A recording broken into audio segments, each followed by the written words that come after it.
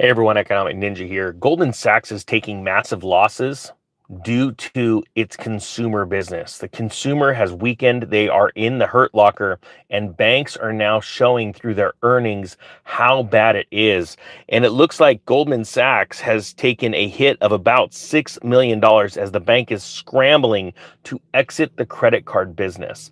There's a lot of stories going on behind the scenes, like with Ally Bank and others, where they are in a lot of trouble because consumers are no longer paying back the money that they loaned. So to dive into this, and we've got some other stories, and if you got your coffee, let me know down below. As the price of coffee hits a 12 or 13-year high, might I add, things are getting bad.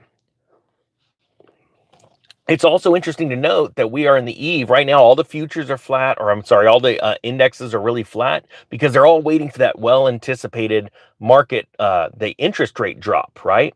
Well, now I believe that all of these indexes have already priced in this interest rate drop. And then what's interesting is what happens when interest rates start to drop. Some traders start to go, I know it sounds funny, a light bulb goes off in their head and they go, well, the only reason why interest rates would need to drop is because things are bad. All right, so let's see how they react to that. But check this out. Let's go back into Goldman Sachs and why they're in so much trouble. And also, do me a favor. I'm going to put a link to the newsletter, free newsletter. I do share things what I'm doing before anyone knows, but also it does a concise email of all the videos that come out today because we're having problems with them getting out there. So if you would like to sign up for the free newsletter and then you just get an email and it has all the links, you just click on them. The links down below.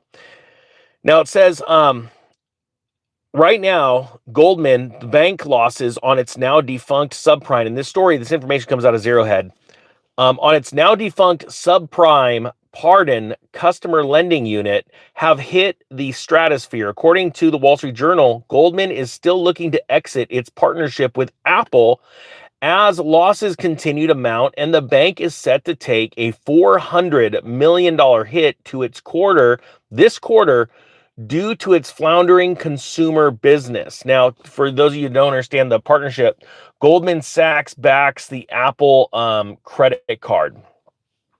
It says, speaking at a conference this week, Goldman Sachs CEO David Solomon explains that this $400 million hit comes from two primary things: selling off its General Motors credit card partnership and selling real estate loans. According to the report, the GM business card will be sold to Barclays with around $2 billion in card balances.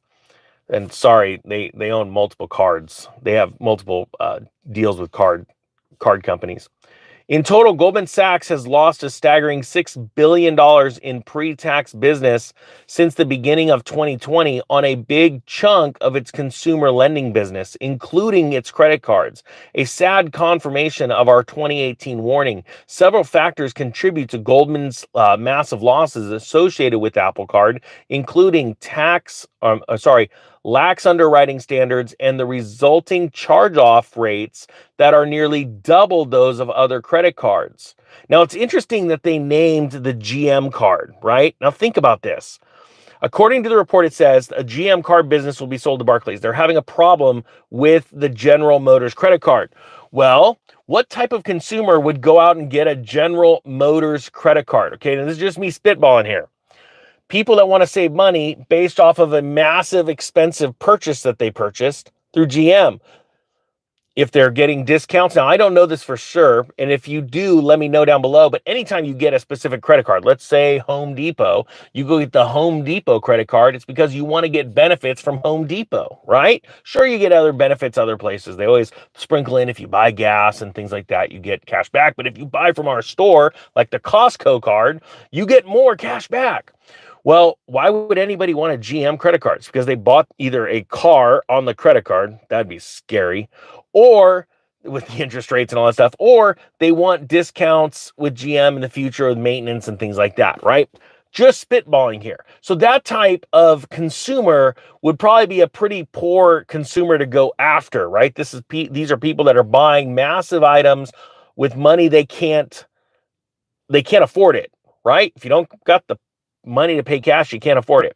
I believe that for everything except for credit cards you use every month to pay off and you get the free benefits, right? You don't pay interest. I believe in that. And I also believe in using other people's money to buy a home, because who's got the $500,000 to buy a house, right? But you do it right, knowing going into it full well that there's a massive charge when you buy a home. Right now with today's interest rates, you're paying for that house over twice as much if you're paying just the minimum payments, right?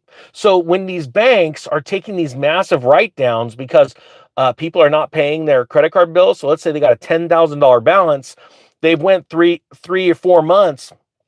Goldman Sachs is going, well, this guy's a loser. They're not going to pay us. So what we're going to do is we're going to sell the debt to another bank, right? Or a third party lender that's now going to go out and collect as much as they can. And they usually sell this debt for 10 cents on the dollar, right?